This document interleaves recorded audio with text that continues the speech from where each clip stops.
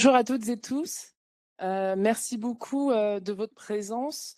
Merci beaucoup à l'ensemble des personnes qui sont connectées, puisque évidemment que le planning familial est ravi de vous accueillir pour cette table ronde organisée par le planning familial. Le planning familial, juste en quelques mots, c'est une association féministe d'éducation populaire qui fête ses 70 ans cette année. Il a 82 associations, accueille 500 000 personnes par an et intervient auprès de 150 000 jeunes par an en matière d'éducation à la sexualité. Donc, bien évidemment que c'était important pour le planning de se positionner sur ce sujet et encore plus de le poser au niveau du Parlement européen, puisque des personnes sont connectées, mais nous sommes au Parlement européen et j'en profite pour remercier Mafouro de son accueil ainsi de ses équipes. Voilà, et j'en profite aussi pour remercier les équipes du planning familial, dont Nina, Ariane et Noémie pour l'organisation de cet événement. Alors. Donc, ce nouveau rapport qu'on tient à vous présenter aujourd'hui, c'est un rapport qui, qui parle de l'offensive contre l'éducation complète à la sexualité. C'est un peu la cartographie des acteurs et des analyses des stratégies du mouvement d'opposition en Europe et a pour objectif de s'attaquer aux racines de ces attaques de plus en plus coordonnées contre l'éducation complète à la sexualité. Juste un petit mot pour dire que ce rapport s'inscrit dans une actualité française, premièrement avec une grande montée des attaques concernant le planning familial, mais pas que, le sujet de l'éducation complète à la sexualité depuis quelques années maintenant, ainsi que le vote d'une résolution au Conseil économique, social et environnemental en France, puisqu'il y a une résolution qui a été déposée, consolider, organiser la défense de nos principes démocratiques face aux stratégies anti-genre. Donc vous voyez que c'est un sujet qui est bien présent dans les associations, mais aussi auprès de nos institutions. Et je remercie Agathe Hamel encore une fois pour sa résolution concernant cette résolution très importante. Peut-être dire aussi qu'il y a une commission d'enquête au Sénat actuellement sur les mécanismes des financements des politiques publiques par des organismes du droit privé et des risques en matière d'influence, d'absence de transparence et d'entrave au fonctionnement à la démocratie. Cette commission, elle est importante puisqu'elle essaye de décrire et de décrypter la question des financements des politiques publiques. Et vous savez que la question de l'éducation à la vie affective, relationnelle et sexuelle est un enjeu pour les féministes en France, mais aussi un enjeu pour nos ennemis. Donc, bien évidemment, c'est important aujourd'hui d'observer cela. L'objectif de cet échange est de comprendre comment s'organise l'opposition à l'éducation complète à la sexualité, comment la contrer, cette offensive organisée, et que peut faire le niveau européen sur les enjeux d'éducation complète à la sexualité et plus largement des DSSR, des droits sexuels et reproductifs. Nous allons commencer tout de suite par la présentation du rapport, puis nous aurons le plaisir d'échanger autour de l'éducation complète à la sexualité et des droits sexuels et reproductifs au niveau européen avec plusieurs experts. Je laisse la parole à Noémie Gardet, chargée de plaidoyer international, qui a dirigé la recherche sur l'offensive contre l'éducation complète à la sexualité en Europe. Encore merci d'être présente et présent. Bonjour à tous et à tous. Je suis vraiment ravie de pouvoir représenter aujourd'hui le rapport du planning familial. Normalement, vous l'avez on vous en passera d'autres si vous ne les avez pas, mais donc qui s'appelle l'offensive contre l'éducation complète à la sexualité, cartographie des acteurs et analyse des stratégies du mouvement d'opposition en Europe. Je tiens à rappeler que ce rapport il a été possible grâce au soutien de la Fondation Heinrich Böll et aux deux consultantes qui ont travaillé aux côtés du planning familial, donc Solène Pradapaz et Margot Guérien, qui est d'ailleurs aujourd'hui, donc je salue, merci encore. L'objectif général était donc de comprendre l'impact du mouvement d'opposition à l'éducation complète à la sexualité sur la mise en place de celle-ci en Europe. Et avant de commencer, c'est quand même important de remettre en place qu'est-ce que l'éducation complète à la sexualité. Donc pour nous, et d'ailleurs en fait selon les organisations internationales, l'éducation complète à la sexualité, ça adopte une vision holistique et pluridisciplinaire de la vie affective, relationnelle et sexuelle.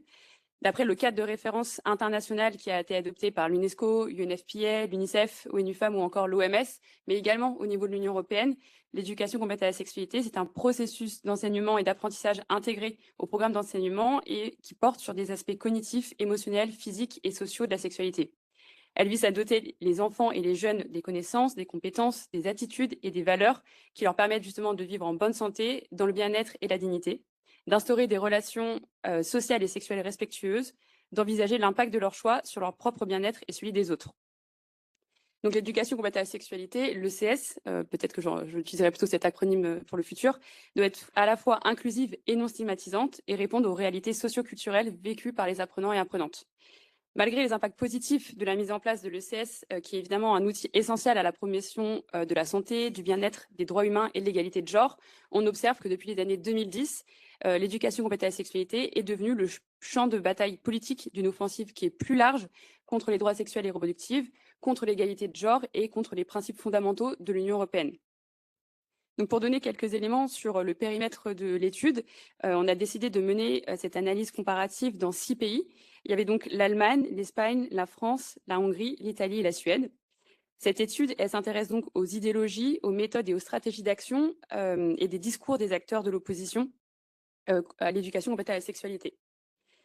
Donc concernant la mise en œuvre de l'éducation complète à la sexualité, l'étude révèle d'importantes disparités dans l'encadrement législatif et la mise en œuvre effective de l'éducation complète à la sexualité. Donc quelques mots sur chacun des pays.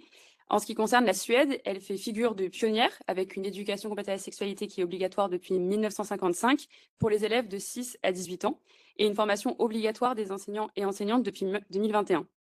L'approche y est interdisciplinaire et transversale. En ce qui concerne la France, elle a rendu l'éducation complète à la sexualité obligatoire depuis 2021 avec 3 séances par an, mais seulement 15 à 20% des élèves en bénéficient réellement. Un programme d'EVAR en primaire et d'EVARS au collège et au lycée, qui a été le fruit de consultations avec la société civile et maintenant rentré en vigueur depuis la rentrée en 2025, donc très récemment, pour les élèves de 6 à 18 ans. En ce qui concerne l'Espagne et l'Allemagne, les 2 pays présentent des situations intermédiaires avec des compétences décentralisées qui entraînent des fortes disparités régionales dans la qualité et l'ampleur des programmes.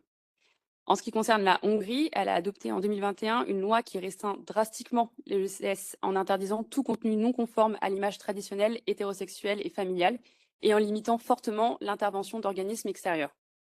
Enfin, en ce qui concerne l'Italie, elle n'a aucune loi nationale qui rend l'éducation sexuelle obligatoire. Elle est même actuellement interdite avant le collège. Les initiatives, elles restent facultatives et qui dépendent donc de l'initiative des établissements. Et depuis juin 2025, un décret impose qu'il y ait un consentement parental préalable et un amendement d'octobre 2025 propose même d'interdire toute éducation sexuelle avant le lycée. L'ampleur de la mise en œuvre de l'éducation complète à la sexualité en Europe est donc globalement jugée insuffisante, avec des disparités très grandes selon les pays et les régions, mais également en fonction des établissements et des intervenants et intervenantes externes. Et donc, il y a un écart qui persiste entre les politiques relatives à l'éducation complète à la sexualité et leur application avec des mesures concrètes. Donc, pour rentrer un peu dans le vif du sujet, concernant les stratégies qui sont mises en place par le mouvement d'opposition à l'éducation complète à la sexualité, déjà, on observe que le mouvement d'opposition, il repose sur une constellation hétérogène d'acteurs, avec à la fois d'un côté les associations familiales. Donc en France, on a par exemple le syndicat de la famille ou Foro Espagnol de la Familia en Espagne.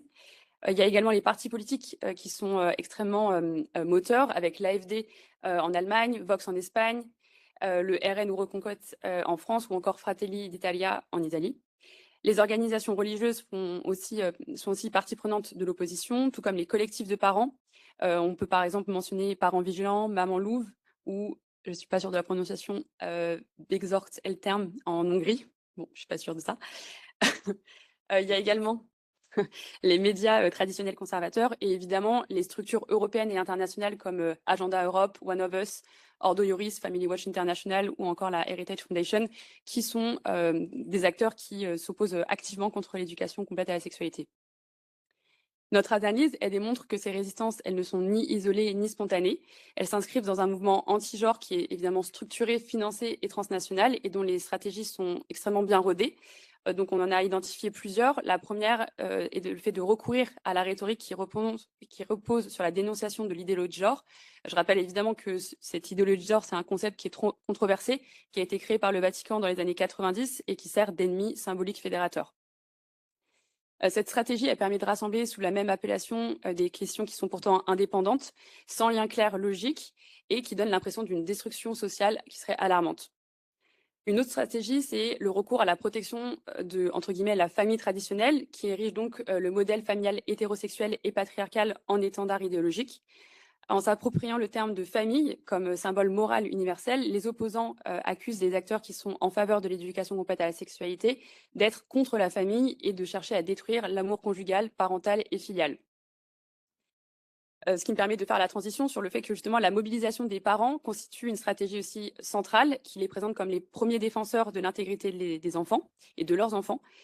Les discours s'appuient sur des libertés individuelles et les droits parentaux avec des slogans qui seraient par exemple le fait que les parents sont les premiers et principaux éducateurs et donc la revendication à un droit de retrait ou à un consentement préalable avant de pouvoir avoir un cours d'éducation complète à la sexualité. La rhétorique de la protection de l'enfance mobilise aussi systématiquement l'image d'un enfant innocent et en danger. Et donc, l'éducation complète à la sexualité, elle est accusée de sexualiser précocement les enfants, de les exposer à des contenus pornographiques et de les traumatiser ou même de faciliter la pédocriminalité. Les intervenants et intervenantes en éducation complète à la sexualité sont donc présentés comme des militants LGBTQIA+, qui seraient insensibles au bien-être des enfants. Évidemment, tous ces discours, ils sont amplifiés par des campagnes de désinformation massives qui utilisent les réseaux sociaux, donc par exemple des groupes Facebook, WhatsApp, Telegram, ainsi que le recours aux médias conservateurs, donc par exemple CNews en France ou le groupe Kesma en Hongrie. À ça est associé des campagnes d'affiches qui sont publiques et extrêmement choquantes, qui sont déployées par exemple en Espagne et en Italie. Au niveau national, les acteurs anti-éducation complète à la sexualité, ils exercent aussi un lobby et un lobbying donc direct auprès des institutions compétentes et utilisent aussi des voies juridiques. Donc c'est par exemple ce qui a été le cas en France ou encore en Espagne. Et il est important de noter que par exemple en Hongrie et en Italie, le pouvoir institutionnel constitue lui-même le principal vecteur d'opposition. Donc la conclusion qu'on peut en faire ressortir, c'est que ces attaques, elles suivent des schémas qui sont similaires, quel que soit le contexte national, et que en instrumentalisant les valeurs de liberté, de parentalité et de protection des enfants, les acteurs qui s'opposent à l'éducation complète à la sexualité, ils parviennent à influencer les débats publics et dans certains cas même les décisions politiques et législatives. Évidemment, tout ça, toute l'organisation de ce mouvement d'opposition, ça a des effets tangibles sur la mise en place de l'application de l'éducation complète à la sexualité, avec par exemple de l'autocensure des établissements. Donc évidemment, face à la pression de collectifs de parents, il y a certaines écoles qui décident d'annuler des ateliers ou de retirer certains contenus pédagogiques. Ça passe aussi par un épuisement de la société civile, parce que les organisations qui sont pro-éducation complète à la sexualité, elles doivent consacrer des ressources qui sont considérables pour contrer la désinformation et évidemment aussi se défendre au détriment de leur mission première qui est de donner des cours d'éducation à la sexualité. Il y a aussi une autre conséquence qui est autour du compromis sur les contenus. Par exemple, en France, le programme d'EVAR et d'EVARS en 2025, il a été modifié suite aux revendications d'opposants et donc en repoussant aussi certains sujets qui étaient jugés inappropriés avant le collège. Il reste encore deux autres conséquences plutôt qui sont la restriction législative. Donc en Hongrie, par exemple, la loi elle a rendu quasiment impossible l'intervention d'associations en milieu scolaire. En Italie, en France et en Espagne, des partis politiques d'extrême droite tentent aussi de légaliser le droit de retrait des parents de ces interventions d'EVARS. Et tout ça a des conséquences sur la réduction des espaces démocratiques. En Hongrie, les instances consultatives dans le domaine éducatif, elles ont été supprimées, ce qui facilite donc l'adoption de directives sans l'aval de la société civile. Donc face à ce mouvement coordonné extrêmement influent, qui combine donc reconnaissance politique, soutien financier pérenne, coordination transnationale et mécanismes de suivi rigoureux, une réponse structurée au niveau européen apparaît maintenant désormais indispensable et c'est pour ça qu'on a rédigé plusieurs recommandations autour de plusieurs axes. Je vais en citer que quelques-unes, mais je vous invite à le lire dans notre rapport. Le premier axe est évidemment de placer l'éducation complète à la sexualité à l'agenda européen. Donc ça passe par le fait d'intégrer cette éducation dans la politique sociale européenne où justement les compétences sont partagées. Ça peut aussi passer par le fait de désigner un ou une eurodéputée qui serait référente pour l'éducation complète à la sexualité dans chaque État membre. Le deuxième axe s'articule autour de la construction d'une compréhension commune de l'éducation complète à la sexualité. Et ça passe aussi par le fait d'avoir une meilleure compréhension des stratégies du mouvement d'opposition qui permet aussi une meilleure riposte. Le troisième axe s'articule autour du fait de sécuriser des financements pérennes, donc par la mise en place d'une campagne de sensibilisation de l'Union européenne auprès du grand public, par la création d'une étude biannuelle sur l'état de l'éducation complète à la sexualité dans chacun des États membres, et aussi par la mise en place d'un système d'alerte précoce sur l'état législatif de l'éducation complète à la sexualité et les étapes qui la ciblent. Évidemment, sans moyens, les droits restent théoriques. Et enfin, le dernier axe de recommandation que l'on a s'articule autour du fait de soutenir les États membres dans la mise en œuvre de l'éducation complète à la sexualité, en légiférant une matière scolaire qui serait obligatoire et dédiée à l'éducation complète à la sexualité et qui serait évidemment alignée aux standards de l'OMS et de l'UNESCO, et en légiférant sur la création obligatoire de partenariats entre les établissements scolaires et les associations spécialisées en éducation complète à la sexualité. Donc pour conclure, il nous semble essentiel de rappeler que l'Europe ne peut pas défendre l'égalité tout en laissant l'éducation complète à la sexualité sous attaque. Cette ECS est devenue une cible parce qu'elle garantit l'accès à l'information, à l'autonomie et à l'égalité. S'y attaquer, c'est remettre en cause les droits fondamentaux et menacer la démocratie européenne. L'analyse comparative de l'opposition à l'éducation complète à la sexualité en Europe a bien mis en lumière la structuration solide, les stratégies communes, la capacité d'adaptation et la dimension transnationale d'un mouvement diffus, mais qui dépasse largement les frontières nationales et les clivages politiques traditionnels. Cependant, nous le rappelons, l'éducation complète à la sexualité n'est pas une option idéologique, c'est un droit, un outil de protection et un pilier de l'égalité que nous devons collectivement garantir et faire prospérer. Merci. Si jamais vous avez des questions par rapport au rapport, on est ouverte à y répondre. Et sinon, on pourra passer un peu aux échanges avec les intervenantes qui sont présentes. Et dans ce cas-là, j'invite dans un premier temps, Sarah, tu es déjà là, Emma Fourreau, Jeanne Efez, Mathilde Panot et Hélène Hayes à me rejoindre.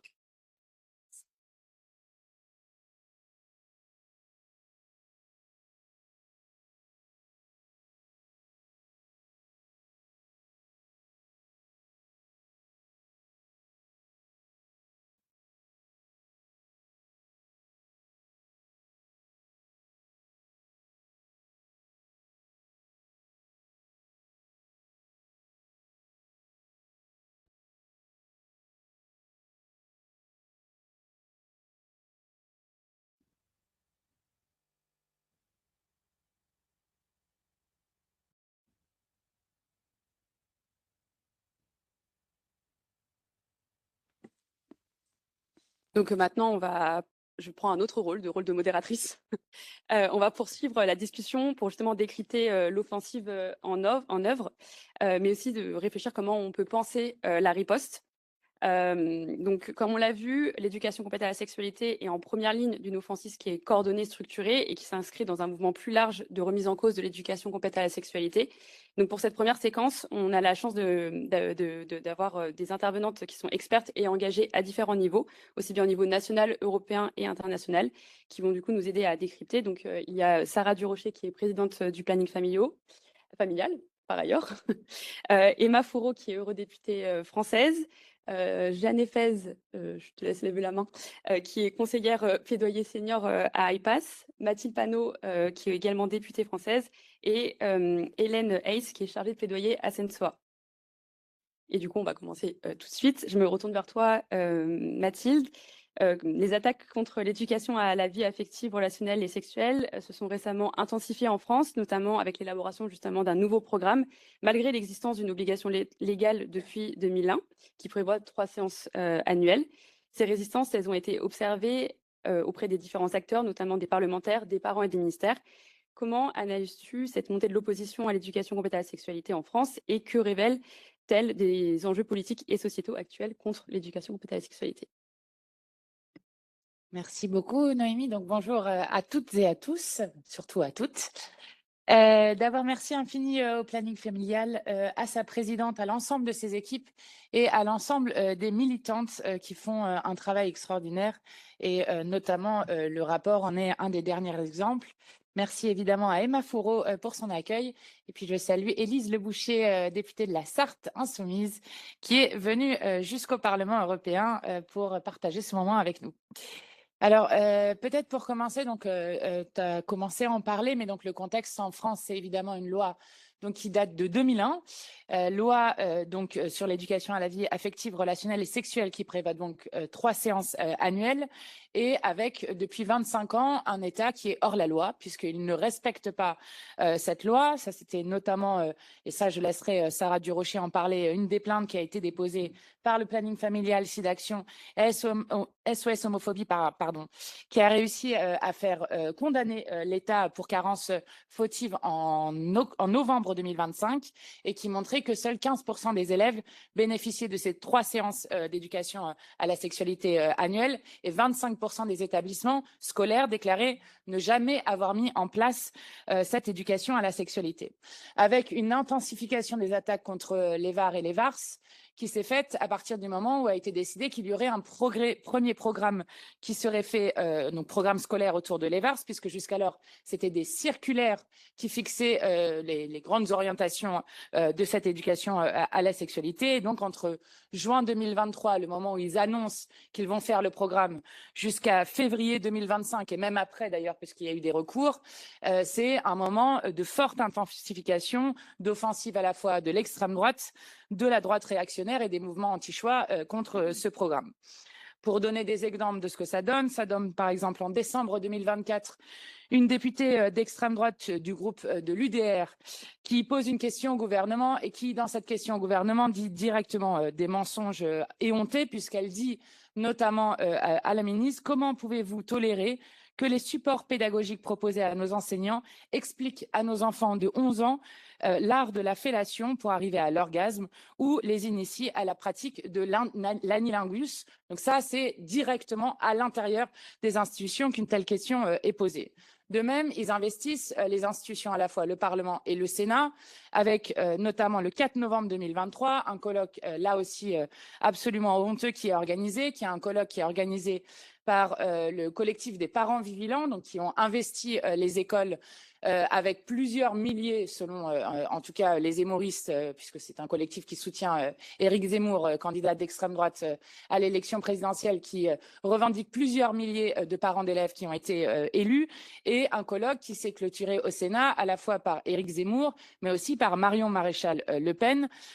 Donc je rappelle que le collectif Parents Vigilants est un collectif d'extrême droite qui menace et intimide, y compris physiquement, des professeurs et la communauté éducative dans plusieurs écoles, qui revendique d'avoir fait, par exemple, annuler des déplacements scolaires, et qui dit qu'il veut lutter contre la propagande LGBT, mais aussi contre le lobby immigrationniste, et le lobby, je ne sais même plus ce qu'il disait, et le wokisme, pardon.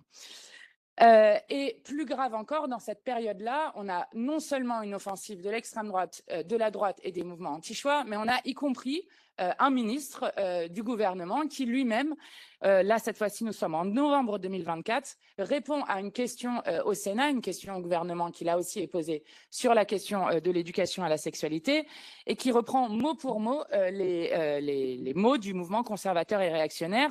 Ce ministre, c'est le ministre qui, en France, était le ministre délégué à la réussite scolaire et à l'enseignement professionnel, Alexandre Portier. Donc ce ministre était le ministre délégué de la ministre qui était en charge d'établir le programme sur l'éducation à la sexualité, ce qui est évidemment extrêmement grave. Et dans sa réponse, il reprend le fantasme qui n'existe pas de la théorie du genre en disant qu'il s'impliquera lui-même pour qu'il n'y ait pas de théorie du genre dans ce programme qui était en voie d'aboutir. De même, fin du mois de décembre 2024, cette fois-ci, c'est le ministre de l'Intérieur, Bruno Retailleau, qui pose comme condition à François Bayrou de rester au gouvernement si et seulement si il n'y a pas de théorie du genre qui sera enseignée à l'école. Et il dira de l'entretien qu'il aura eu avec François Bayrou qu'il en sortira rassuré et que donc il peut continuer à être dans ce gouvernement. Avec évidemment des conséquences très fortes. Ça a commencé à être dit dans le rapport. Et alors, ils n'ont pas réussi à empêcher la sortie du programme, ce qui est une réussite pour nous, puisque je rappelle qu'en 2013, en France, ils avaient réussi à stopper l'initiative autour de l'ABCD de l'égalité. mais il se trouve quand même qu'ils ont réussi à faire baisser drastiquement les occurrences sur identité de genre qui n'est plus abordée à partir de la 5e, que la transphobie a été enlevée du programme au collège et n'arrive maintenant qu'au lycée, que la question autour de la sérophobie, elle n'existe plus pour les secondes et n'arrive qu'en terminale. Donc, ils ont réussi à aller dans le programme pour enlever des choses, et y compris avec des professeurs, je le disais, qui sont convoqués par leur direction suite à des plaintes de parents ou menacés, y compris physiquement. Avec, il faut citer les acteurs, parce que je crois que c'est quand même la grande importance de ce qui est fait autour de ce rapport, c'est de nommer ceux qui font ça, et notamment, donc on va parler du syndicat de la famille qui est directement issu du mouvement de la Manif pour tous, mais aussi les parents vigilants dont je parlais juste avant, donc soutien d'Éric Zemmour, de SOS Éducation, de Parents en colère, de Maman Louve et d'autres malheureusement. Et puis, les conséquences, et là aussi, Sarah Durocher, je pense, en parlera, c'est les attaques contre le planning familial, c'est le fait d'empêcher le planning familial d'aller dans un certain nombre d'établissements primaires, notamment par exemple à Grenoble, et des faits plus graves encore, si on peut parler comme ça, sur des faits qui sont plus larges dans la société, puisqu'on observe une baisse de l'utilisation des préservatifs, une augmentation des infections sexuellement transmissibles dans la société, notamment dans la jeunesse, une hausse des violences LGBTI-phobes avec une augmentation par exemple de 13% en 2023 par rapport à 2022. Et bon, bref, tout ça est aussi du fait que cette loi n'est pas respectée par l'État depuis maintenant 25 ans. Et je ne parle pas évidemment des 160 000 enfants qui sont victimes de violences sexuelles chaque année. Alors, sur la riposte, je vais aller assez rapidement parce que je pense qu'il y a beaucoup de choses qui vont être dites. Mais d'abord, je pense que c'est très, très important de faire ce qu'on fait aujourd'hui, c'est-à-dire de nommer ceux qu'on combat.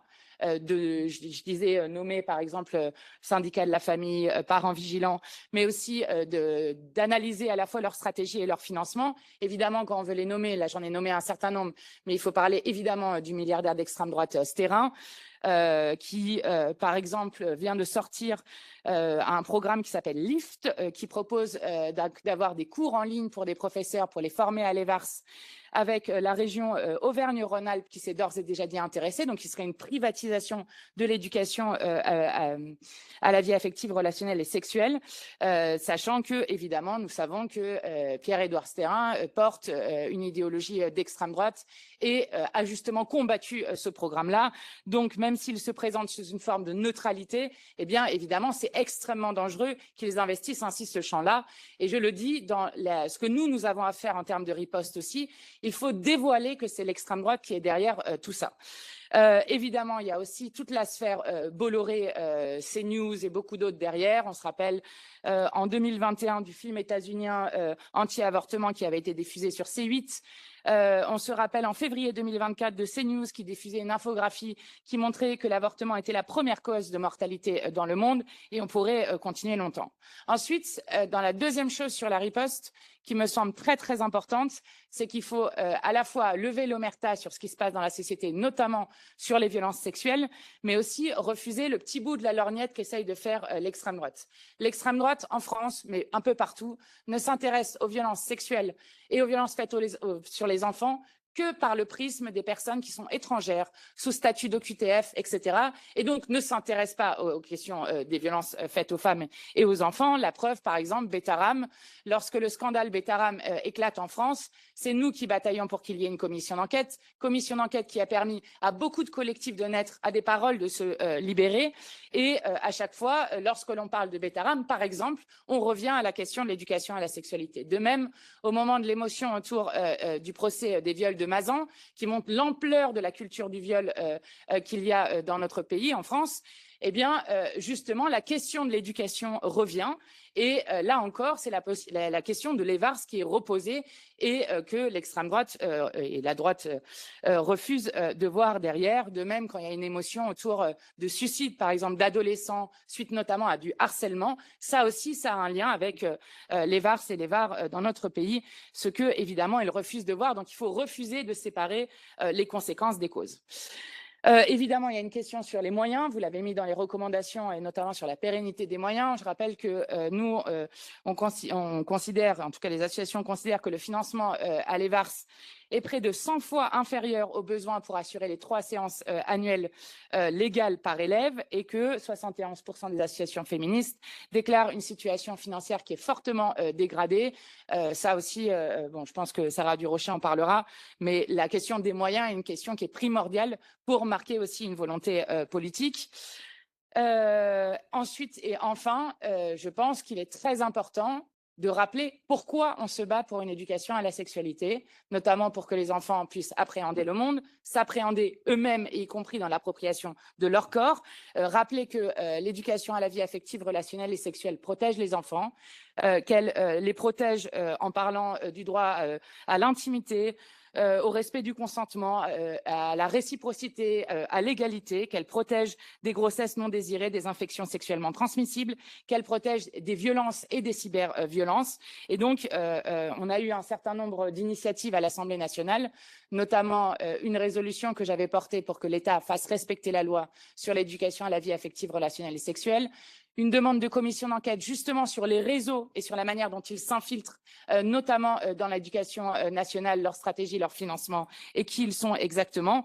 Et puis une séance, d'ailleurs 2 séances, je crois que vous avez faites, enfin en tout cas une, voilà, auquel moi j'avais assisté, une séance des VARS à l'intérieur de l'Assemblée nationale qui permet aussi de lever les fantasmes qu'il y a autour de ces séances d'éducation à la vie affective, relationnelle et sexuelle, justement pour montrer ce que c'est. Et je terminerai par dire qu'évidemment, ces sujets-là, et on l'a vu dans de nombreuses campagnes, par exemple au Brésil, au moment où Bolsonaro gagne, la campagne qui est faite par une campagne WhatsApp et une campagne de désinformation massive, où par exemple ils expliquent qu'ils auraient donné du côté de ceux qui étaient côté Lula, etc., ils auraient donné aux bébés des biberons avec des têtes qui seraient en forme de pénis pour apprendre au bébé à sucer. C'est ce genre de désinformation absolument grossière qui est fait. Et de même qu'on distribuerait aux enfants un kit gay, qui est en fait un kit contre l'homophobie, qui a été repeint comme cela et qui a contribué à la victoire de Bolsonaro. Donc, je dirais en conclusion que évidemment, c'est des sujets qu'il ne faut pas se cacher, il faut les affronter. Il faut ne reculer sur absolument rien. Et notamment, je terminerai en disant qu'ils sont d'autant plus virulents que nous gagnons aussi des victoires. Je pense à Ma Voix, Mon Choix encore récemment, mais je pense aussi à la victoire qu'on a eue sur l'inscription dans la Constitution du droit à l'avortement, qui a été une grosse bataille qu'on a menée avec les associations et les collectifs qui mènent cette bataille depuis des années. Et cette bataille-là, normalement, elle était ingagnable, parce que pour changer la Constitution en France, il y a besoin que le vote soit exactement le même entre l'Assemblée nationale et le Sénat.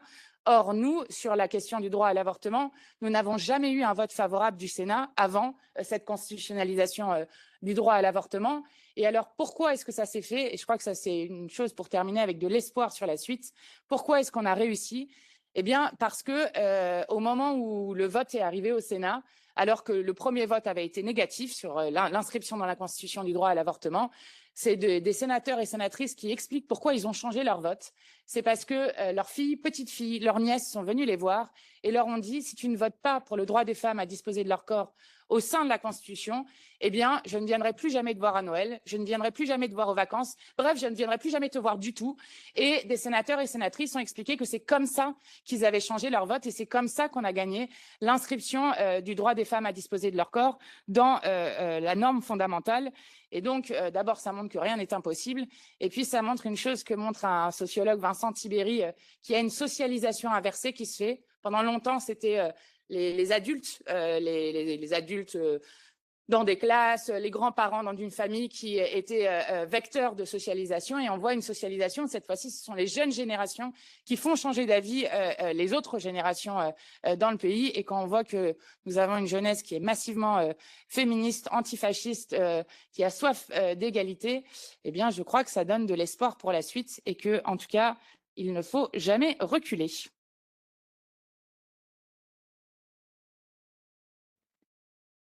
Merci beaucoup Mathilde. Je passe maintenant la parole à Sarah Durocher. Donc, face à l'intensification justement des attaques contre l'éducation complète à la sexualité, comment justement la société civile s'est-elle organisée pour y répondre? Et aussi, j'avais une autre question en quoi l'éducation complète à la sexualité elle constitue un levier pour contrer justement les mouvements anti-droit et les masculinistes? Merci beaucoup Noémie, merci beaucoup Mathilde, Jeanne aussi, et puis Emma aussi pour cet accueil, en tout cas sur cet événement. Peut-être dire qu'en effet, en fait, on s'est rendu compte, mais nous, on savait déjà, les féministes, que la question de l'éducation complète à la sexualité, c'était un enjeu qui est important. Je me rappelle des Argentines qui criaient contraception, avortement, éducation. Je crois que c'est une revendication des féministes du monde entier et que bien évidemment que nous, les féministes, on le savait. Et en France, comme l'a dit Mathilde, on a la chance, pas possible d'avoir une loi qui date de 2001. Et malheureusement, on faisait le constat que seulement 15% des jeunes avaient eu accès à une séance d'éducation à la sexualité. Ça, c'est un rapport de l'inspection générale qui a donné ces chiffres-là. C'est pas le planning familial, même si nous, on voyait sur l'ensemble du territoire des refus d'intervention ou alors des manques de moyens pour pouvoir intervenir. Donc, le planning est aussi une association lanceuse d'alerte et que bien évidemment que ça correspondait tout à fait à ce qu'on observait sur le territoire et ce qui ressortait de ces chiffres-là.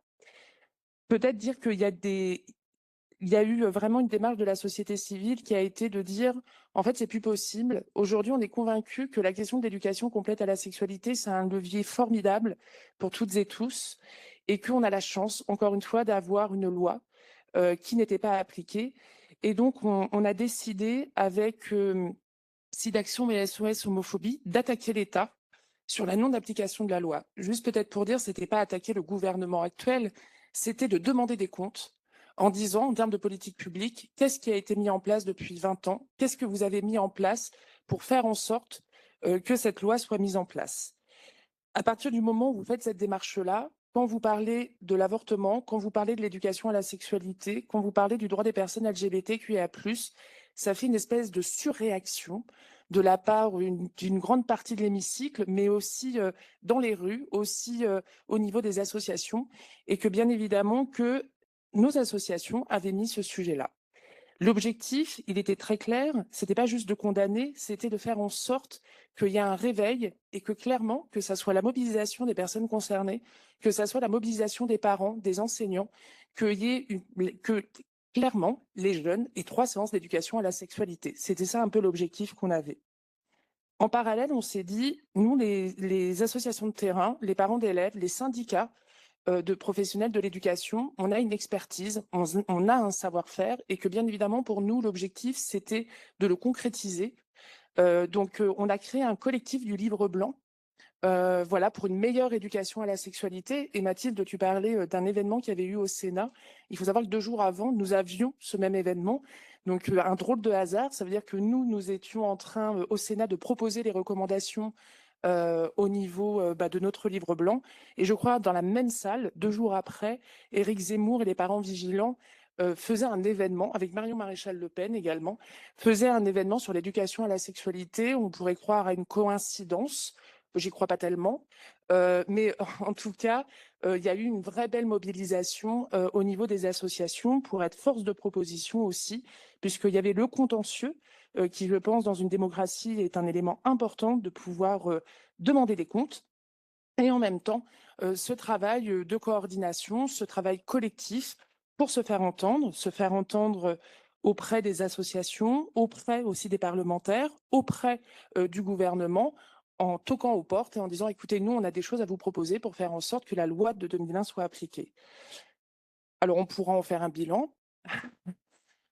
Nous, ce collectif continue toujours à exister, continue toujours à demander des rendez-vous, continue toujours à être force de proposition, puisque, voilà, Mathilde, tu l'as dit, il y a eu un résultat du tribunal qui a reconnu une responsabilité de l'État, de la loi de la non-application.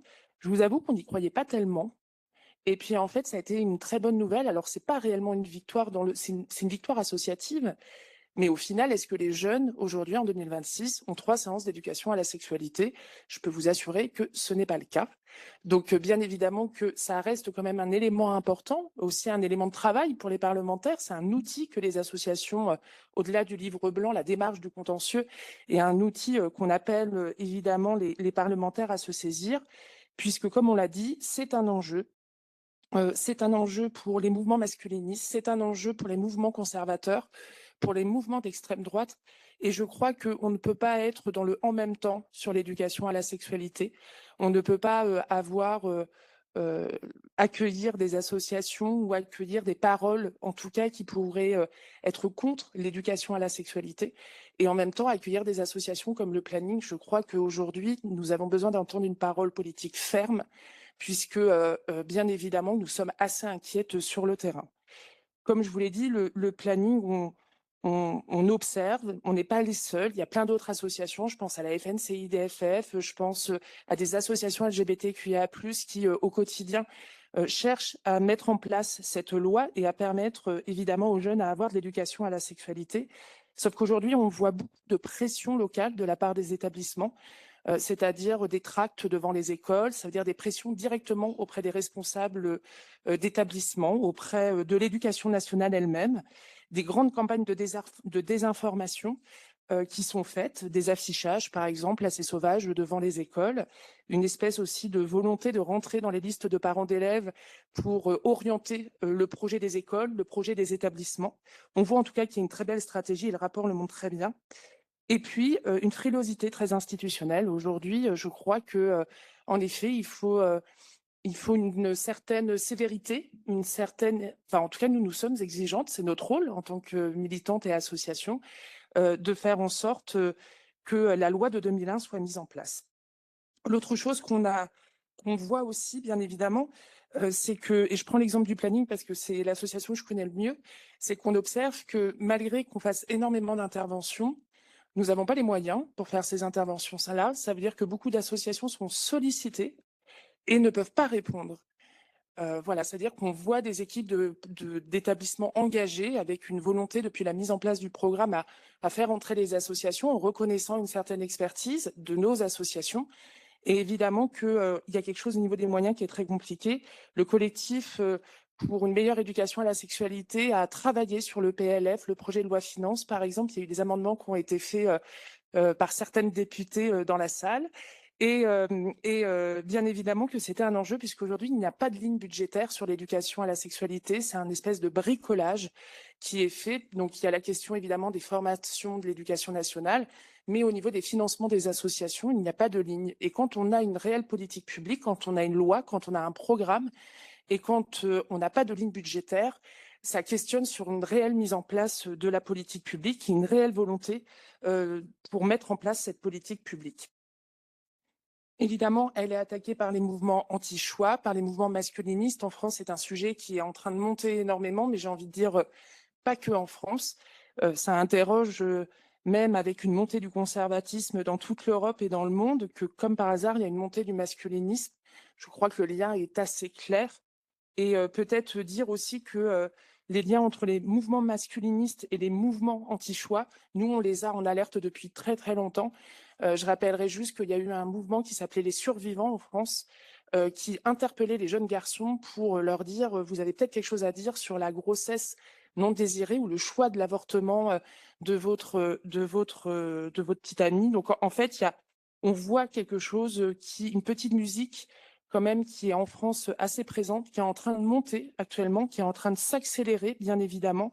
Et je crois que, par exemple, la plus grande attaque que l'on vit actuellement, c'est la désinformation. Tu disais un exemple, Mathilde, sur, en effet, ce que les associations apprendraient aux jeunes.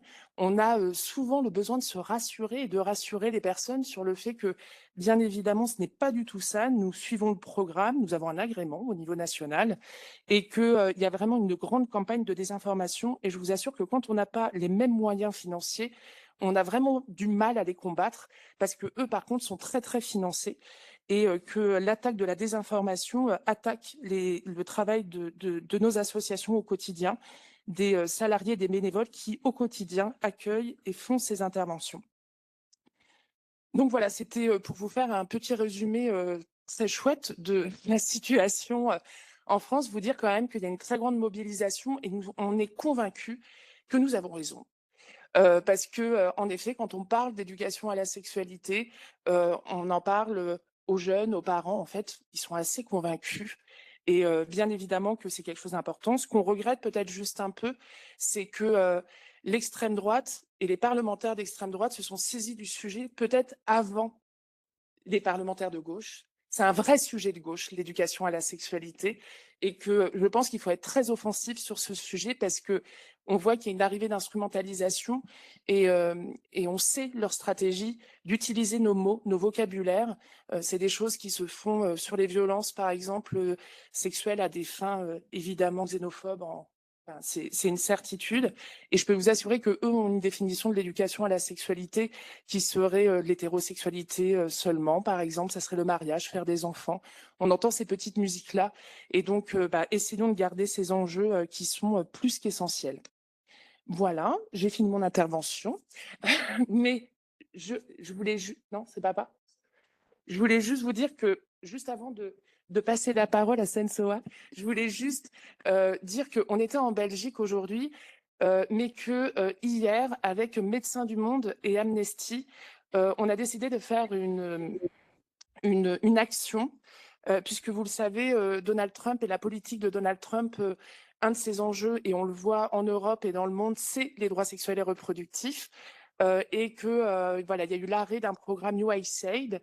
Et donc, depuis un peu plus d'un an et demi, nous cherchons les contraceptifs. Nous cherchons, et on sait que la Belgique s'est beaucoup mobilisée à essayer le rachat de ces contraceptifs et que les Belges et les militantes belges aussi ont interpellé par rapport à ça.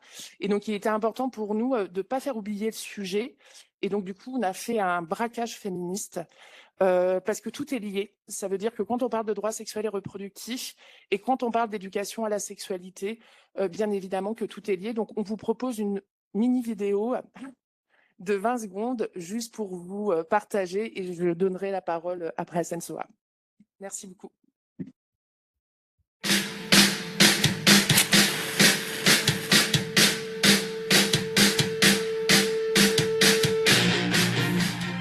Newsflash. Millions of dollars worth of contraceptives that have been stranded in Belgium. L'amministrazione di Donald Trump ha approvato la distribuzione. Om te vermijden dat al die miljoenen condooms en medicijnen gewoon vernietigd zouden worden.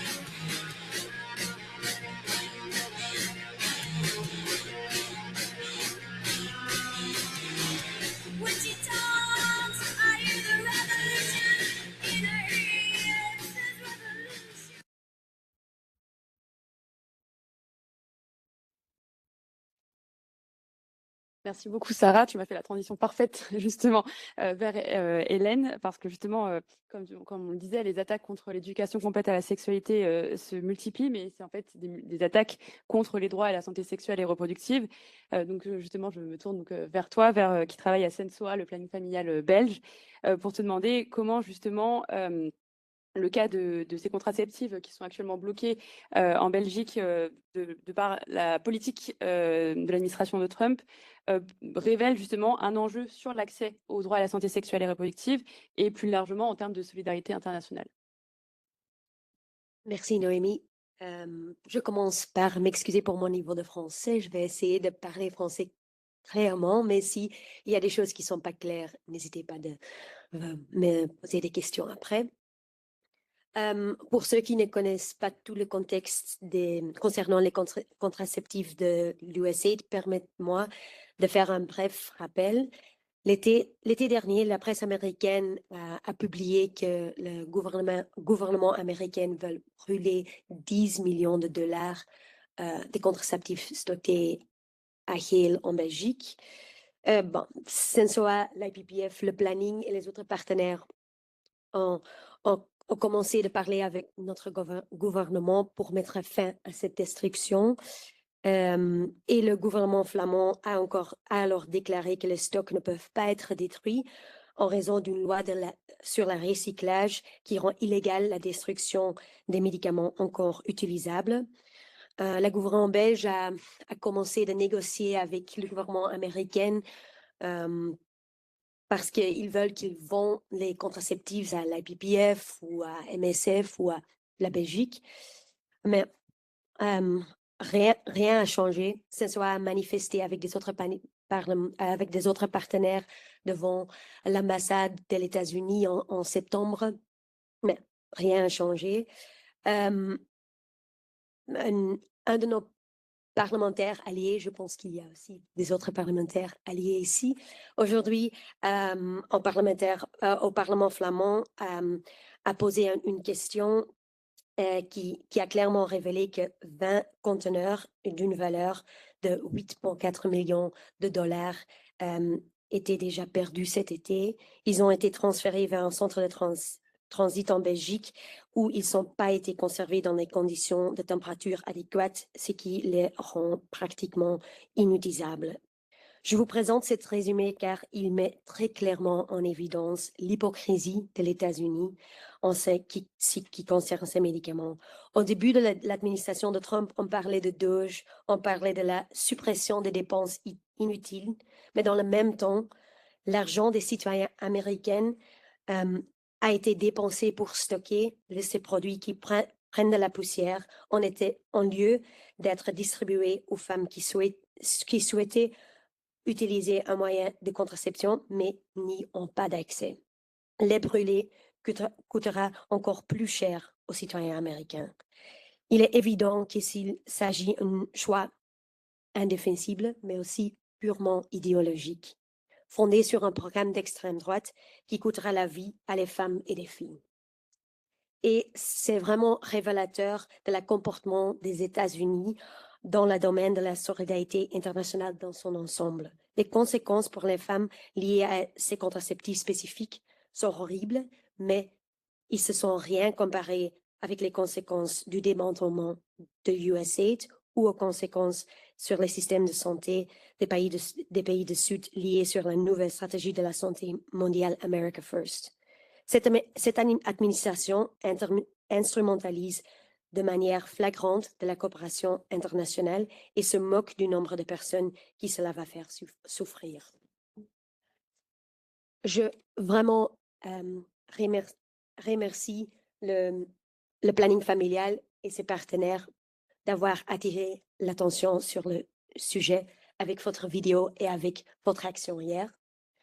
Même si nombreux des conservatifs ont été perdus, nous ne pouvons pas rester silencieux alors que les États-Unis laissent couler le temps pour les stocks qui restent.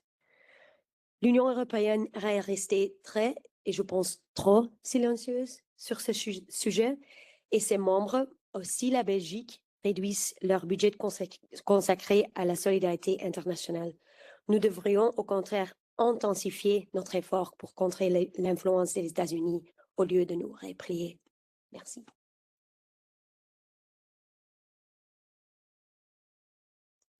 Merci beaucoup. Évidemment, on continuera à se mobiliser tant qu'on n'aura pas de réponse sur ces contraceptifs.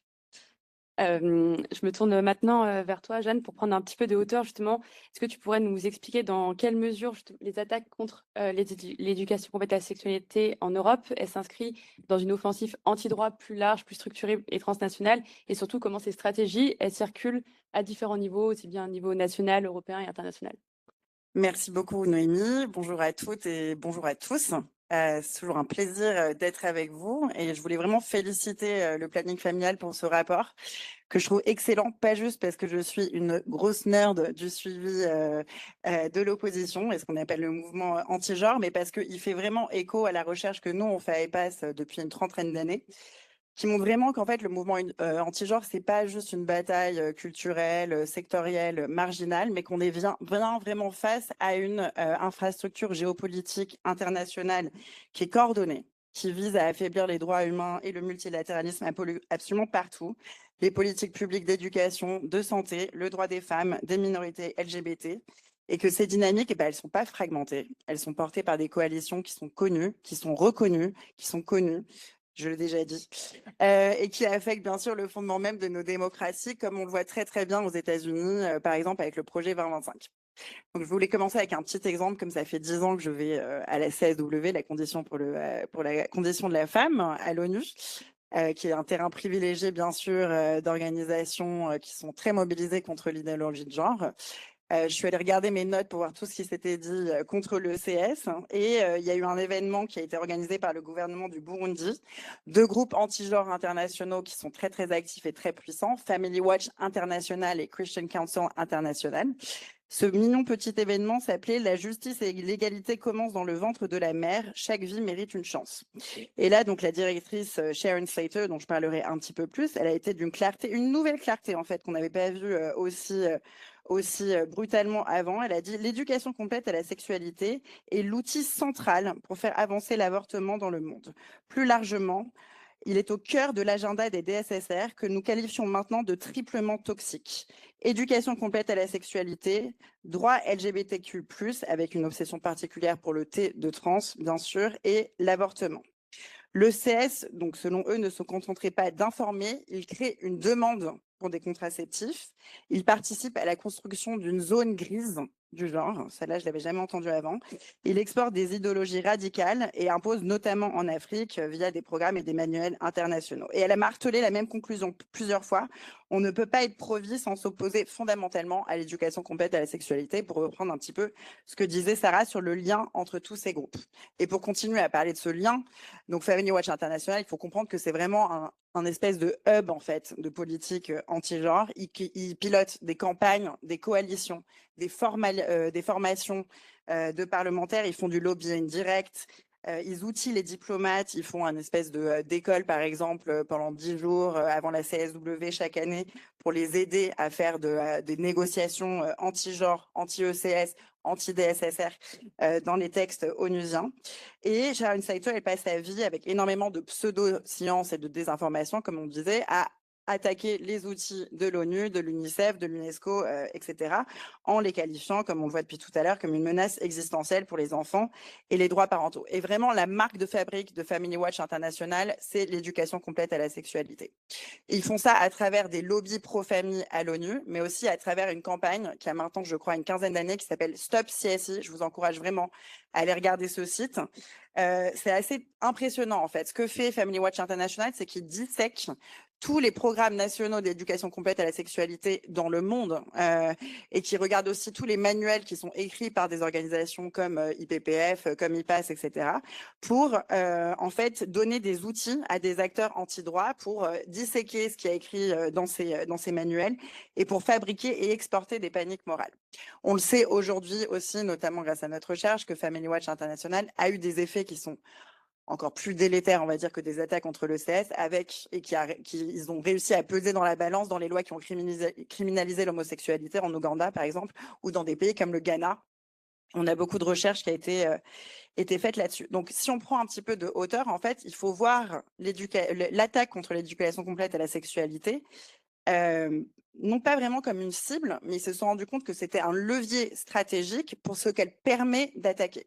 Moi, j'y pense vraiment comme un espèce d'outil dans un arsenal plus large, en fait, d'attaque anti-genre. C'est un outil de mobilisation sociale, un petit peu comme le masculinisme, on va dire, va mobiliser les hommes dans la manosphère. C'est un espèce de réservoir social, comme l'ont très bien décrite Sarah et Mathilde. Et donc, c'est pas un hasard si le CS est devenu un front central du backlash depuis les années 2010. On a vu aussi que c'était largement les années où le mouvement anti-genre se professionnalisait, qui s'institutionnalisait, qui trouvait des points de convergence internationaux. Mais c'est aussi, comme par hasard, au moment où l'UNESCO, en 2010, publie des directives techniques internationales de meilleures pratiques pour l'éducation complète à la sexualité, et qui lance un appel international pour renforcer l'égalité de genre et l'autonomisation des jeunes filles par l'éducation. À ce moment-là, il y a beaucoup de gouvernements en fait qui vont prendre des engagements pour avoir des nouvelles politiques nationales d'éducation à la sexualité et qui en font une priorité, notamment parce qu'ils sont outillés de preuves scientifiques largement établies sur les bienfaits de l'éducation complète à la sexualité. Et là, en fait, le CS devient un redoutable terrain stratégique de contestation, notamment aux États-Unis, aux Nations Unies, pardon. Je ne vais pas revenir sur tous les exemples qui ont été donnés, mais Ce qu'on voit, c'est donc il a tellement de succès. Pourquoi? À cause de sa forte résonance émotionnelle, son accessibilité politique et sa capacité à se diffuser vraiment à l'échelle transnationale. Je reviens sur cette idée de réservoir de mobilisation sociale. L'ECS, elle est bien sûr hautement caricaturable, médiatiquement performante, politiquement explosive. On parle d'enfants, de parents, de sexualité, sur un terrain qui est vraiment très, très, très mobilisateur et qui permet d'élargir la base bien au-delà des cercles religieux habituels. Et on voit que cette technique d'ailleurs de créer des syndicats parentaux, juristes pour l'enfance, etc., de même que la Manif pour tous se soit rebaptisée en syndicat de la famille, tout ceci fait partie de la même stratégie. Et on retrouve exactement ce que disait Noémie sur cette soi-disant cohérence et cette architecture discursive, où tout d'un coup, en fait, tout est un petit peu assimilé, avortement, wokisme, ECS, féminisme, etc. Tout ceci, bien sûr, est largement amplifié par les réseaux sociaux. Donc, on n'est pas vraiment face à un débat sur l'éducation en tant que telle, mais bien face à un projet politique qui utilise l'éducation complète à la sexualité pour quelque chose de beaucoup plus large. Et ce playbook, en fait, ce qu'on appelle ça des playbooks en anglais, donc un espèce de manuel, il est vraiment très, très, très rodé aujourd'hui avec cette diffusion des paniques morales.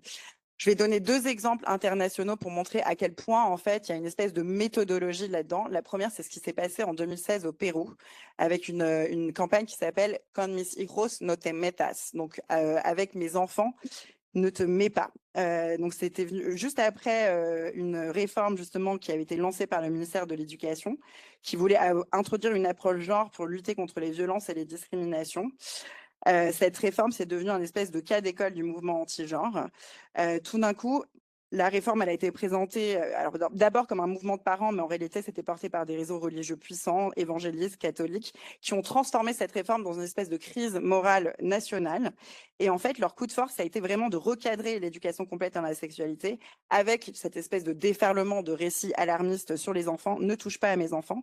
Et ce slogan, en fait, très simple, il a donné lieu à une espèce de mobilisation massive. Il faut vraiment regarder les photos de manifestations de Con mis hijos no te metas en Amérique latine. Il y a eu une propagation régionale très importante en Colombie, au Paraguay, au Brésil, comme tu le disais, Mathilde, où on disait on veut des écoles sans parti politique. Donc ce slogan, il a été repris et on a vu cette espèce de toolkit en fait se mettre en place très rapidement, désinformation, mobilisation, ciblage institutionnel.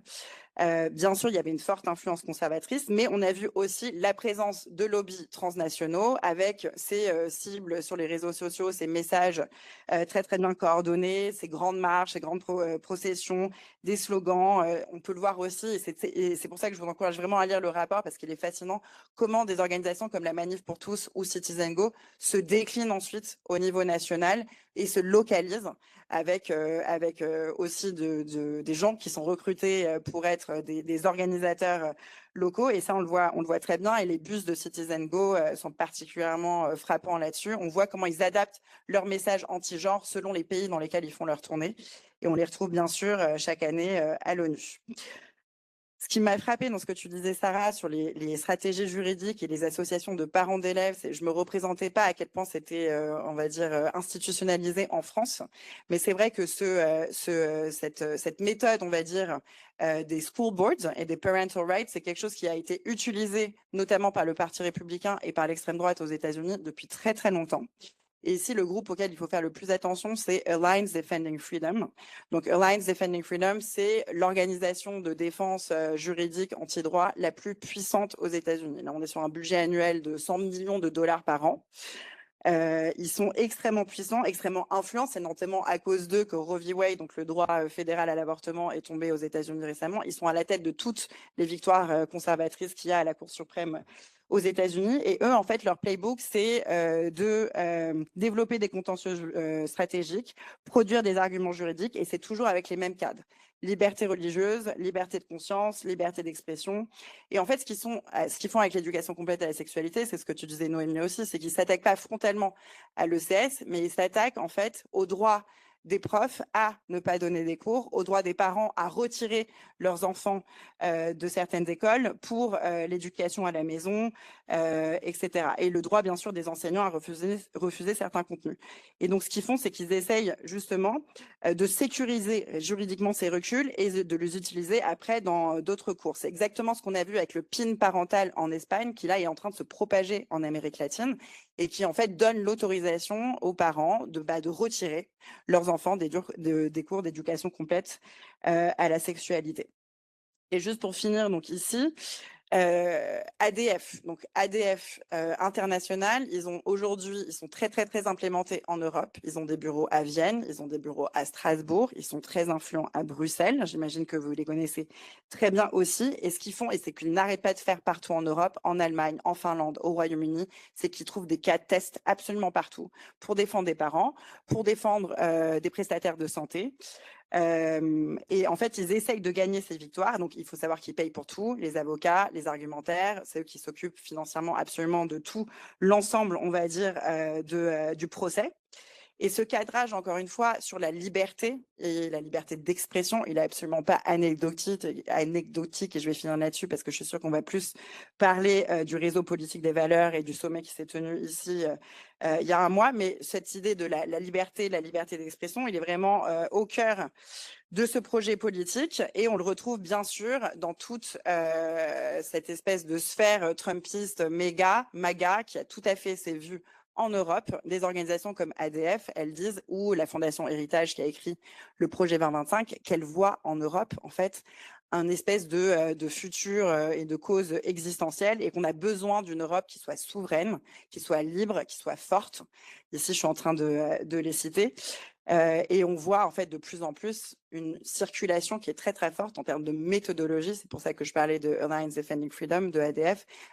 On n'aurait plus à suivre tellement il y a des conférences en fait MAGA et le rapprochement en fait entre des partis politiques, ces think tanks d'extrême droite et de tentatives en fait d'ingérence ou de présence dans des moments électoraux fragiles. On a vu ça notamment en Moldavie. On le voit de plus en plus. Et je pense que je vais finir là-dessus parce que justement, cette idée de liberté d'expression, je pense qu'elle est au cœur de ce qu'on voit au Parlement européen en ce moment. Merci beaucoup.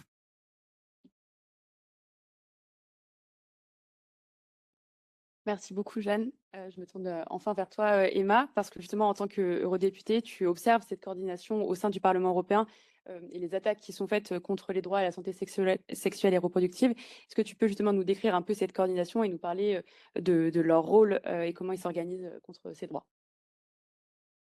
Merci beaucoup. Déjà, bonjour à toutes et à tous. Et je tiens d'abord à remercier toute l'équipe du planning, à la fois pour l'organisation de cette conférence, mais aussi pour la parution de ce rapport et surtout pour ses recommandations qu'on va essayer de faire vivre ici au Parlement européen, même si effectivement, ça s'annonce extrêmement compliqué parce que on a un rapport de force au Parlement européen qui est totalement déséquilibré.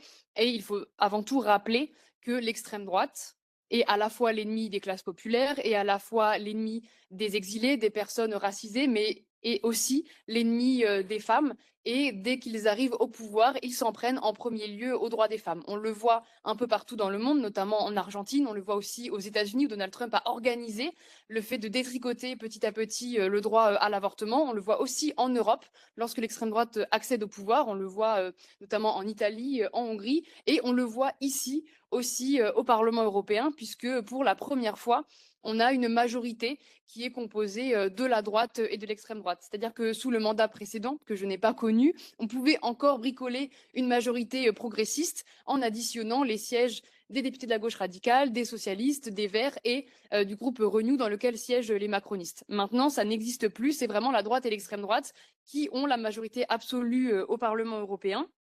Et donc, avec un rapport de force qui est extrêmement déséquilibré. Nous, dans le groupe The Left, on n'est que 46 sur 720. Donc, ça donne un petit peu une idée du rapport de force. Et il y a ma collègue Mélissa Camara qui, je pense, pourra en dire aussi un mot sur le fait que c'est une bataille qui est très dure à mener, qu'on mène notamment avec les Verts. Et donc, on sait que notre rôle, évidemment, c'est à la fois de mener malgré tout la bataille sur tous les textes, pied à pied, de proposer des amendements, d'essayer de changer le texte et les mots, mais évidemment, c'est aussi et surtout un rôle de vigie face à l'extrême droite, parce que ce qu'on voit au Parlement européen, c'est un petit peu une loupe sur ce qu'on peut voir arriver petit à petit en France et dans les autres pays, parce qu'on a une extrême droite qui est extrêmement décomplexée et qui dit ce qu'elle pense. Là où on sait que le RN parfois peut encore se cacher, notamment sur le droit à l'avortement, on ne va pas ouvertement oser dire qu'il y est opposé, alors qu'ici ils ont des collègues qui le disent très clairement. Et pour vous donner un aperçu, notre première séance plénière à Strasbourg. Donc, nouvellement élu, on vient d'arriver. Et il y a eu un incident dès le début, puisqu'on a Valérie Hayé, donc, qui n'est pas une camarade non plus, qui est présidente du groupe Renew, donc qui est avec Emmanuel Macron, qui propose d'inscrire le droit à l'avortement dans la charte des droits fondamentaux de l'Union européenne. Donc, proposition évidemment que nous soutenons. Et là, en plénière, donc avec tous les députés, on entend un cri au milieu de l'hémicycle avec une personne qui se lève, qui commence à agiter une Bible, qui se met une muselière sur la tête, puis un sac poubelle sur la tête, en criant. Même les interprètes ne savaient plus si elles devaient traduire ou non ce qu'elle était en train de babiller. Et en fait, c'était pour s'opposer au fait d'inscrire le droit à l'avortement dans cette fameuse charte.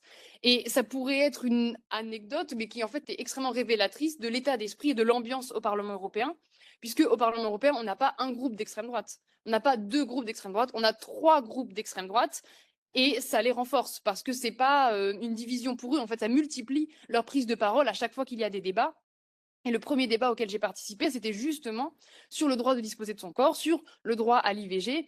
Et naïvement, je relisais ma prise de parole en me disant, bon, ça va plutôt faire consensus. Et pourtant, je suis militante politique, mais je me disais quand même, là, ce que je dis, c'est quand même assez classique. Et en fait, c'était l'une des interventions qui suscitait le plus de réactions négatives, parce qu'on avait une multiplication de prises de parole pendant ce débat, avec notamment des personnes qui disaient, mais mot pour mot, l'IVG est un génocide.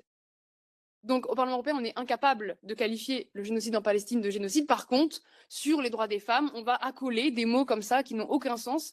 Et donc, on voit qu'on a des débats qui sont vraiment suroccupés par l'extrême droite et qui donc, évidemment, impriment l'agenda politique. Et donc, je vous disais, il y a 3 groupes d'extrême droite au Parlement européen. Et la honte française, c'est qu'on a à chaque fois des Français dans tous les groupes d'extrême droite au Parlement européen, puisqu'on a le Rassemblement national dans le groupe des Patriotes, qui est présidé par Jordan Bardella, mais on a aussi Marion Maréchal Le Pen et Nicolas B, qui sont dans le groupe de l'ECR, qui n'est officiellement pas considéré comme étant d'extrême droite au Parlement européen, alors qu'on parle de Marion Maréchal Le Pen, qui siège avec les députés de Mélanie, donc on est clairement sur une extrême droite, et on a le groupe le plus à l'extrême droite avec Sarah Knafo qui y siège, c'est le groupe ESN. Donc voilà un petit peu pour le tableau. Et donc, évidemment, il y a à la fois les députés qui mènent cette bataille contre nos droits et contre la santé sexuelle et reproductive, mais on a aussi tous ceux qui gravitent autour du Parlement européen avec des lobbyistes qui sont évidemment extrêmement présents parce qu'ils savent que investir de l'argent dans ce lobbying anti-droit, c'est évidemment rentable. Et on a aussi des personnes qui font du lobbying mais sans l'afficher. Et je pense notamment au collectif Némésis, qui évidemment n'a absolument rien de féministe, c'est un collectif raciste qui instrumentalise la question des droits des femmes pour s'en prendre aux exilés et au mépris des réalités, puisqu'on le rappelle, 9 victimes sur 10 connaissent parfaitement leur agresseur. Les agresseurs sont évidemment, ça peut être n'importe quel homme, et ce sont avant tout des proches, un compagnon, un ex-compagnon, un cousin, etc. Donc on sait évidemment que on parle de fémonationalisme, mais évidemment, il n'y a rien de féministe là-dedans. Et on a souvent Alice Cordier et des militantes de Némésis qui viennent au Parlement européen, mais qui ne sont même pas inscrites au registre de transparence, qui ne sont pas considérées comme des lobbyistes. Elles sont considérées comme des visiteuses.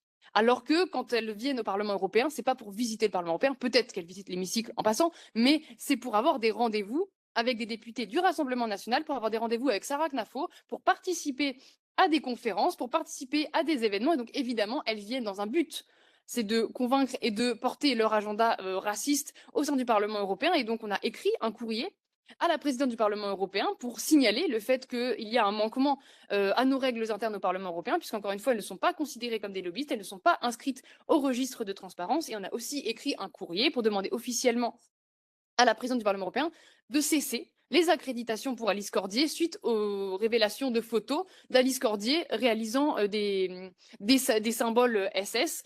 Et malheureusement, on n'a toujours pas de réponse, alors que ça fait plusieurs semaines. Et donc, on attend une réponse de la présidente du Parlement européen. Mais ça montre l'ambiance de la bataille, puisque ça devrait être logique de virer une néo-nazie du Parlement européen. Et pour autant, on n'a pas de réponse. Donc, vous pouvez compter sur nous pour continuer à batailler sur ça, sachant que le collectif Némésis est notamment financé par Pierre-Édouard Stérin. Donc, Mathilde Panot a parlé de cet homme, de ce milliardaire qui investit son argent pour faire gagner l'extrême droite. C'est le projet Périclès, c'est 150 millions d'euros en 10 ans avec un but qui n'est pas caché.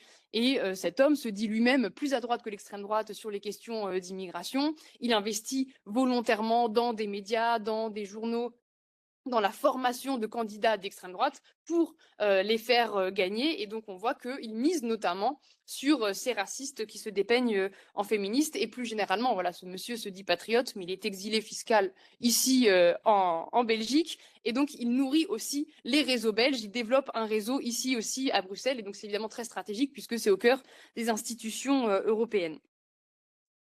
Et évidemment, la bataille, elle est d'autant plus difficile que l'extrême droite peut compter sur la droite dite républicaine, mais qui n'a absolument rien de républicaine, et notamment en France sur Bellamy, qui fait le trait d'union bien volontiers et en souriant avec les députés d'extrême droite, et qui parfois même dans ses votes est encore plus réactionnaire que l'extrême droite, parce que par exemple, quand il y a des votes sur les droits des femmes, on a souvent le RN qui va s'abstenir stratégiquement évidemment, qui aimerait voter contre, mais on a Bellamy, lui, qui carrément vote contre et qui réalise justement cette union de la droite et de l'extrême droite, et avec un cordon sanitaire qui n'existe quasiment plus. Normalement, le cordon sanitaire est censé faire en sorte qu'on ne travaille pas et qu'on ostracise les groupes d'extrême droite. Et aujourd'hui, ce cordon sanitaire, il s'applique, mais il s'applique de plus en plus envers la gauche radicale.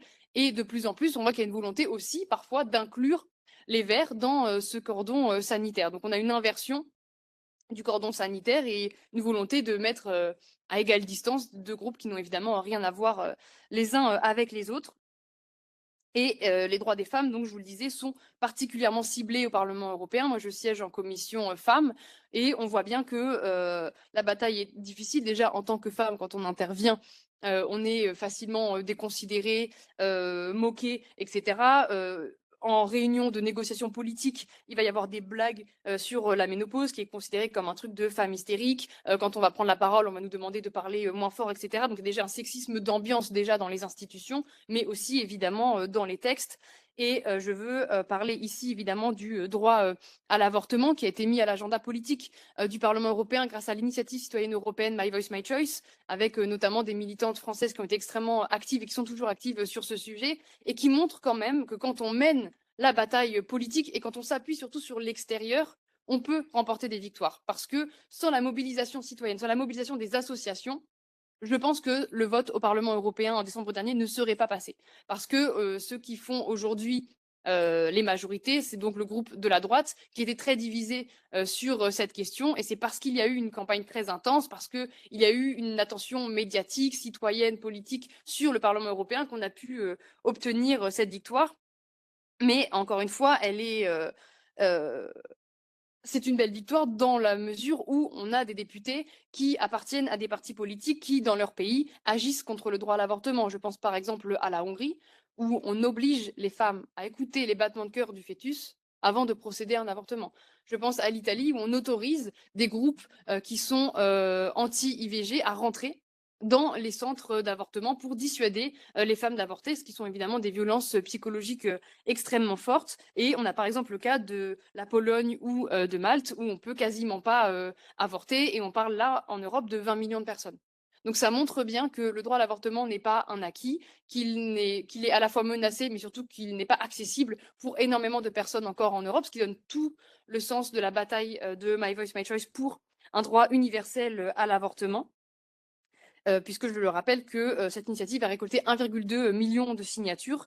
Et c'est ça la force aujourd'hui des députés féministes et de gauche au Parlement européen, c'est la pression extérieure, c'est la mobilisation extérieure.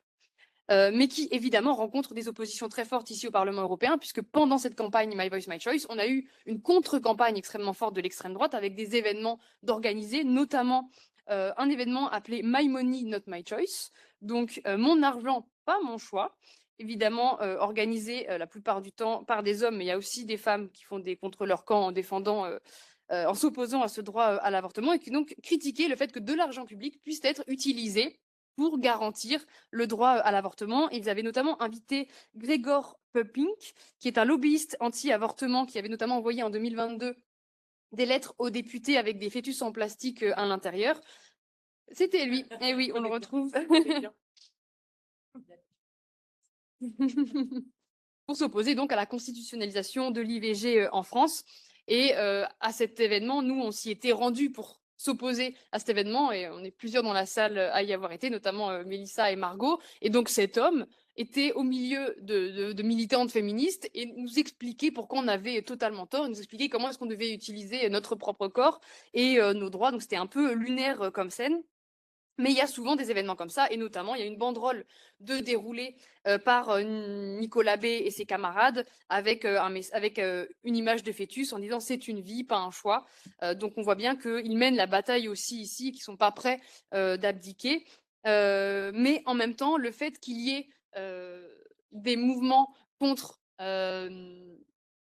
nos droits montre quand même une chose, si ce backlash antiféministe est si fort, c'est aussi parce que le mouvement féministe est extrêmement fort et qu'il craigne nos victoires, parce que souvent, le backlash s'opère pas après nos victoires, mais quand on est en mesure d'obtenir ces victoires. Et c'est là qu'il y a un mouvement extrêmement fort, extrêmement violent, qui est extrêmement violent notamment sur les femmes et sur les militantes féministes. Et donc, je sais que dans cette salle, il y a beaucoup de militantes et que c'est sûrement extrêmement dur aujourd'hui de militer, mais il ne faut pas lâcher l'affaire parce que c'est justement parce que nous sommes fortes qu'ils sont dans cette réaction extrêmement véhémente. Et donc, c'est maintenant qu'il ne faut pas lâcher. Vous pouvez compter sur les députés du groupe de la gauche au Parlement européen pour se battre à vos côtés, pour obtenir des victoires, que ce soit ici au Parlement européen, mais surtout dans la rue, dans les manifestations, dans les mobilisations. Vous pouvez compter sur nous et il ne faut surtout pas lâcher. Merci beaucoup.